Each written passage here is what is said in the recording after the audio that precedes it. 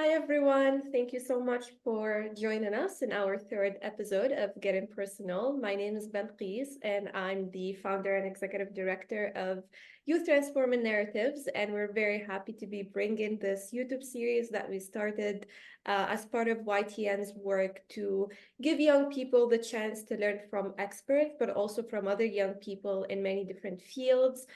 We have these great conversations with experts and we record them and have them available to you as an open source for everyone to watch whenever they can. Today we have the amazing Larissa Truchan with us, and she's one of our amazing lineup of speakers. And she's going to be talking to us a bit more about her background and the experience that she's had so far. So thank you so much, Larissa, for being with us. Thank you. First of all, I just want to qualify. I'm definitely not an expert at all. I would say I'm a rising maybe expert, hopefully soon to be.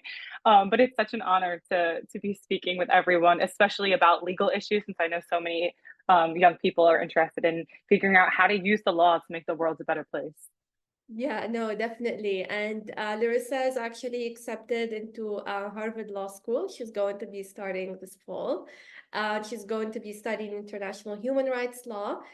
She's also a human rights advocate, an intersectional feminist, and a peace activist that is currently spending her gap years engaging in human rights work. She's lived, studied, interned, researched, and worked over many different continents, and she's done a lot of human rights work on Syria. She also did some work on Palestinian refugees and lived in Jordan, Nairobi, in Kenya, in Japan, and in Thailand. So definitely a great experience that you have there, Larissa. Thanks again for being with us. And I guess the first question will be to really tell us a bit more about your background and the work that you're doing. Yeah, of course. So besides being like a rising student, I would say that I categorize myself as sort of what you were saying, a human rights advocate, intersectional feminist, and peace activist. But I think a lot of the work that I do today, you can't really understand why I'm doing it or what I'm doing until you look back at my past, because I think my past informs a lot of the work that I do. So I guess we could start in childhood. I did grow up in a broken family, in an abusive household, actually, and there was gender-based violence there. My dad was an alcoholic, and so we faced a lot of what I see now are violations of human rights. I didn't have internet to do schoolwork. We didn't have food at sometimes other than like boxes of pasta. So nutrients. We didn't have a car. My house was foreclosed, so we lost like our home. And I think when I was growing up, a lot of these things I just tried to like cover up and not see and pretend that they weren't happening, because for me, I was like, this is embarrassing. And as I've grown up, I've realized that it's a lot of those experiences when you are younger, those traumatic ones especially, that sort of turn you into the person that you are today. And they are strengths, they're not your weaknesses. So it wasn't until college that I really started to recognize, like, I did kind of have it pretty hard when I was younger, and realizing that those things make up who I am and they're not something to be embarrassed about. Um, so in college, I would say my sophomore year was the first time that I realized that law was a thing. I actually entered college as an econ major and just thought that I was going to do business stuff, like make money, did not know who I was really. I just wanted to do this because I don't know, it was there. Um, and I remember distinctly sitting in one of these econ classes, and my professor was like putting up one of those like supply demand charts. And he was like, if we do this, like this is going to happen, and this is going to be like what we should do economically. And I remember I raised my hand and I was like, so like how will this policy like actually affect people though? And he was like, well, in economics, you don't think about people. And I was like, what? He's like, this is theory. Like you can't think about that. And so from that moment on, I was like, okay, I'm not an economics major.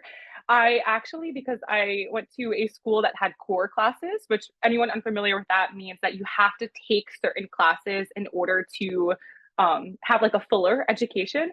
And I personally am not religious, but I went to a religious school for undergrad, Boston College. And so I had to take a religion class. And it's funny because that one religious class actually led me to law, to sociology, to understanding that there are social justice issues and you can use the law to have a positive impact on them. So that's pretty much how I discovered law in general. Yeah, that's how I came to law. We could talk more about like the specifics of what type of law I want to do later, but I think that's my story of how I came to be in the legal profession. No, thanks a lot for sharing all of that. That's very interesting. And I think we always have really funny stories, honestly, on how we end up doing the work that we're doing. And a lot Yeah, of young people that I talk to, it's never really what they initially thought about. It's usually yeah. start with one thing and then you end up doing something very different. But I think the beauty of it actually comes in that it's not planned whatsoever. And another big part of it is really like being authentic with yourself and looking back to your past. Because a lot of times you think something is right for you or this is your right path. But when you start doing a lot of actual reflection into what do I really want to do? Who am I really? Because who you are is going to inform your work so much. That's when you really find the path that you're meant for as a path, as opposed to the path that either is expected of you or that you think you should do. Yeah, no, I agree. And I think that will probably take us to our next question, which a lot of Yeah. young people ask, how difficult is it to pursue legal studies, right? Where do you recommend, what is the starting point for young people who know they want to pursue legal studies? Yeah, I actually think that this entire question is the issue. So I think a lot of students say, I want to be a lawyer. And then you're like, okay, what type of lawyer? And it's like, I don't know, I just want to be a lawyer. The issue with that is that when you pursue law, you really want to think of it like the flip side around. You want to think of like, what is the change I want to see in the world? And then how can I use law to actually achieve that change? So I think a lot of people go into law with the wrong mindset, thinking it's law and then the change. No, it's the change and then law. So, my biggest first step that I would recommend to any student who's thinking of law is figure out what you're passionate about, figure out what change you want to see in the world. Once you figure out that change, then you can figure out how can I use law to get to that change. So, for instance, some examples like some students are really interested in the environment and they do all this climate work, they do all this environmental work, and then they realize, actually, I could get a lot farther if I went to law school and did environmental law. For me, it's human rights. So, kind of talking about my past again, I realized that there were a lot of issues with my own upbringing. And even though I didn't grow up like in war, I did grow up in an absence of peace. And so being able to create peace in the world is something that is so important to me, whether it be on an international level or a national level or a community level, or even like in my situation, a household level. So I knew I wanted to definitely do something involving how can I make sure that I can maintain peace and human rights. And so for me, human rights was the sort of course that I wanted to take. However, I think a lot of Americans do go into US Americans go into the human rights field, sort of being like, okay, this is what human rights are. And it's a very Eurocentric way of thinking about human rights and never actually understanding how human rights are seen from like the global South perspective. We'll put in quote unquote, because I know that that's something that youth transforming narratives wants to change. Um, and so I actually have been spending my gap years trying to understand how human rights are viewed not only from my own country and how they're felt not only from my own country but also in different regions around the world. So that's sort of behind the whole reason why I've been wanting to spend these gap years really uncovering how human rights um, are understood differently and felt differently based upon where you are.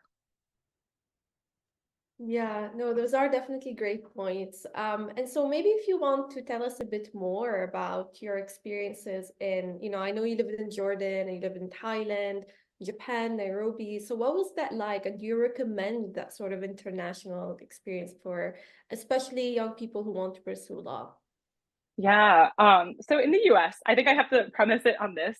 We have a different sort of law system because I know our law system is very different than a lot of places around the world where we have to do 4 years undergrad first. And then you have an entire different application process to do an additional 3 years of law school. And so I know a lot of law schools around the world, you start when you're 18 years old, which kudos to you guys. I don't know how you do that. Um, but I think one benefit of the US system is the fact that law schools actually do want you to get this experience before you are actually pursuing the law and using the law. And so I would definitely recommend that to any students. Like, I know you may not be able to when you're age 18, but even if you're deciding to do a Master of Law, go and get that experience out there in the field that you want. Because for me, I know it is informing my work so heavily. And to get into some of the work that I do, so everything has been based on, like I said, understanding different types of human rights in different places. So I started off in Jordan and I was doing international humanitarian law, specifically in the context of the Syrian refugee crisis and also the Palestinian refugee crisis. Um, that I think was my first learning experience abroad. And so there was a lot of different challenges, which I know that we'll definitely get into after this. After that, that was a master's program. I decided to drop out of the master's program, which let me tell you guys too, if you feel like something's not for you, end it as soon as you can. So yeah, I did drop out of the master's program. And instead, I went to Kenya, where I wanted to pursue the master's research projects that I initially started. But in the meantime, I also found an amazing legal aid organization working with refugees. So I was part of the forced migration program in Nairobi.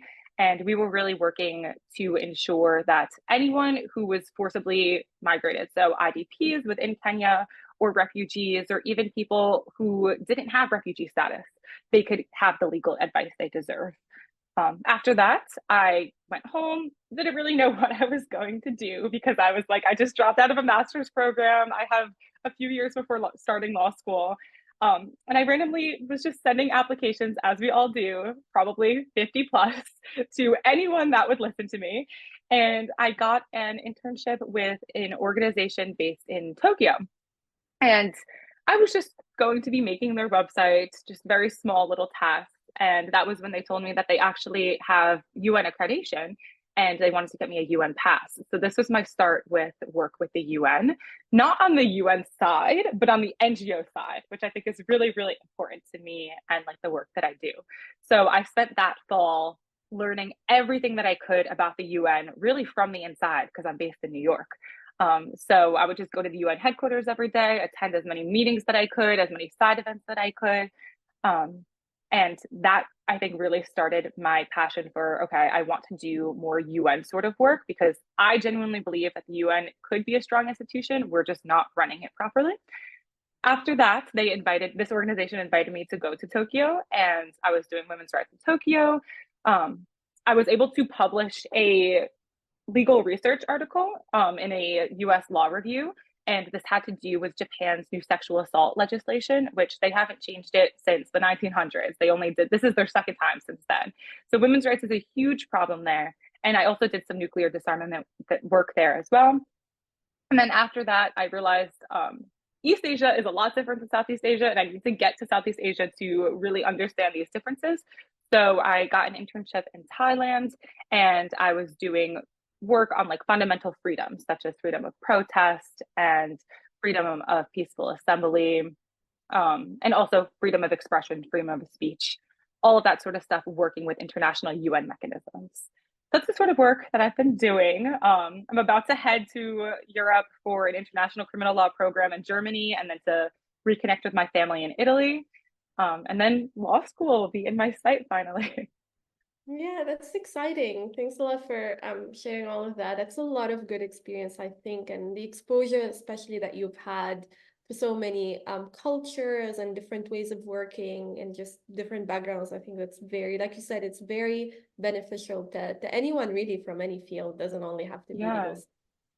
legal. Um, so with that, I'm guessing comes a lot of challenges, and I You're right. It's not as easy as it seems. And so I wanted you maybe to walk us a bit through the challenges and, how were you able to adapt? What did you learn from them? Yeah, I would say first challenge, of course, is money.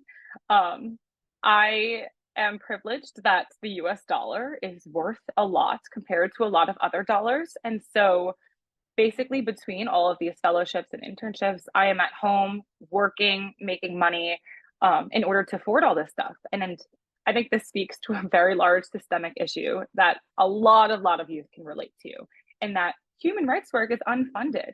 And it's only those who are like privileged, like myself, who are able to work when they go home and have their currency mean a lot around the world that are able to do these things. Same with visa. I didn't have huge visa issues. Like, if anything, it was like a visa trip across a border and back. Um, but I know a lot of other people, young people my age, are not able to do that because of visas. And so I think those are the two biggest challenges, money and visas, that I think any young person would experience. But for me personally, there was also some that I think came with my identity. So first being it's definitely different when you are like an independent, you're independent, you're alone, you're in a new place, you don't know the language, you don't know the culture other than like what you've read before. And it's definitely hard. It's definitely out of your comfort zone. But remembering that we are only going to learn and grow better in our fields and in our professional like lives as well when we're out of our comfort zone is something that is so important. Um, so being comfortable with the fact that you are going to be uncomfortable in all of these places. In Kenya, that was probably one of my first times, like as a white person. I did not meet a single other white person during my entire time there. And so that was a very new experience because in the US, I am in the majority when it comes to how I look. But in Kenya, I was definitely in the minority. So just putting yourself in a situation where like you are in the minority, just that is a huge thing that everyone I think should definitely do. Um, Same thing with like at the UN, my age, as young people, we know most of the people at the UN could probably be our grandparents. And so just stepping into a room and being this like young person that I know no one is taking seriously, but just sitting down, taking my notes, asking my questions, and being okay with the fact that, again, I am in the minority and I still deserve to have my voice heard as a young person inside the UN just as much as anyone else. So I think that's the first challenge, being comfortable with discomfort. I think another challenge that I definitely had to do with my identity as a woman. And so in different places, we know that gender is understood in different ways. And in the US, I think we have a very like progressive feminist atmosphere. And so don't get me wrong, like in New York, there's sexual harassment all the time. And I don't feel safe on these streets. But in other countries, I think it was different ways that it showed up. So, for instance, in Jordan, it was the first time that societal expectations were put on me for like stuff that I could wear. And that was a very new experience for me because I never had that living in the US. And now I do understand, well, of course, like when you go anywhere, you have to respect the culture and understand where everyone is coming from and respect that. But for me, it was just a new experience about being a woman, essentially, in a different place. In Kenya, I had this one lawyer, and he would just treat me like his secretary. And I was like, I am not your intern. And I think it definitely has to do with the fact that in a lot of places, especially Kenya, the percentage of those who are like high up lawyers or high up in politics is still pretty small. And I think that goes like anywhere in the world, especially in Japan. I think it's like less than 5% of politicians are women, which is crazy. So realizing these different things and these different expectations. In Japan too, I was living in a homestay and I was just a guest, but like the duty of being a woman was still put on me. And so like the male guest would sit and watch TV while like the female guests, we would do dishes and like clean and everything. And so every country has these different human rights issues, but they are definitely going to show in different ways. And that was just something that I think as a woman was interesting to see that we can all connect as women on this level of oppression, no matter where you are. like we all share this identity that we can connect on. And then the last thing, there's also issues with being a human rights defender that I've definitely experienced. So in Thailand, actually, we had to stay home from work for a week or two because we got death threats for providing legal representation to those who are deemed as like political opponents or against the regime. So that was like a new experience for me to have like your physical safety, especially as a like rising lawyer or a lawyer yourself, be put at harm's risk because of the legal work that you're doing. And same in Jordan. I actually dropped out of that master's program because I was working with some students who didn't have, not that they didn't have the same views, but they didn't have the same respect for human rights that I did. And if I called them out on, for instance, racism or called them out on, I don't know, just anything problematic that they said, they'd be like, oh, you're being a bully to me. And I'm like, that calling people out for things that you should be called out for or that you should be like willing to grow from is a lot different. So I would say those are the different challenges that I've experienced over in different countries over these past 3 years. Yeah, wow, that's crazy. That's a lot. That's really a lot. I think you did a great job by, I think, yeah, you did a great job by adapting to that. That's not easy, to navigate, especially when, you're, like you said, you're part of the minority, but you're also a foreigner in a country. So, no matter how much you know the culture and how accustomed you are and everything, you still, feel like a foreigner, like you're not home, essentially. So that's Yeah. definitely to navigate. But I think you did a great job in facing all of that. All right, so maybe, I wanted to ask, out of everything that you just mentioned and all the challenges that you faced, what's the Mhm. one lesson that really stuck with you forever and, maybe you think would be something you'll use also in the future that you want to share with us? Yes, yes. I would say actually just recently I learned this, and this was in Thailand. My supervisor, who is like the coolest person ever, also a Harvard Law graduate, he was essentially telling us as rising lawyers, you guys need to make sure that you differentiate between being an activist and being a lawyer. And for me, I never really thought about that because in all through college, like I was this big activist. Like I am still in New York, like going to protests, and I consider myself an activist. But having those death threats put at you makes you realize that if we are all activists all the time in the form of being on the streets, in the form of causing disruptions, we're not going to have anybody left to legally represent us. And so, anyone who's thinking of law, I think one thing you really, really want to think of is, am I an activist or am I willing to be someone to protect those activists? And making sure that you're okay with the fact that there's a balance between that and there's a very fine line that sometimes you do have to protect yourself in order to protect others. So I'm still dealing with this. I think this is like an identity crisis that I'm going through at the moment, especially with I'm not in school right now, but with the encampments going on for Gaza. Um, for me, I'm like, I would definitely be doing those, of course, no doubt. But then talking to some friends in law school, they're like, well, who's going to protect those people at the encampments if all of us get expelled? And I'm like, you know what? You're right, because then we're going to have no one to protect us. So this is just a moral question that I've really been debating with myself about my identity and like, what would I do in situations? That I think every person who is going to pursue law should really be thinking about. Yeah, that's a very, very good point. I'm very happy that you brought that up. I was also asking myself recently and reflecting about there's a lot of overlap right now with what we're seeing happen in the world between really not only, being an activist and a human rights lawyer, but so many concepts are being mixed with many others. And there's always like this Mm-hmm. very fine, like thin line that you talked about.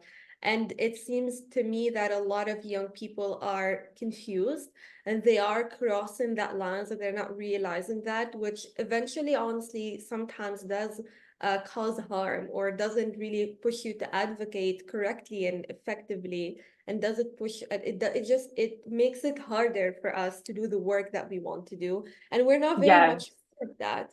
So I'm very happy that you brought up that point. And I always say, in order to challenge the system, you need someone to also be in the system. And so it's Yeah. not easy. Yeah, to definitely, it's not easy to differentiate. And so I'm happy you brought that point. And as Um, youth, I think another issue is like we kind of put ourselves into boxes of like, this is my one identity or like this is my one issue. When the reality is we should just be open to like creating our own path, understanding that like our identities are going to have ebbs and flows, and we're not going to just be able to put ourselves into these like clean cut boxes that I think honestly like the capitalist society wants to put us in. So yeah, just remembering that too. We don't have to just choose one identity at the end of the day.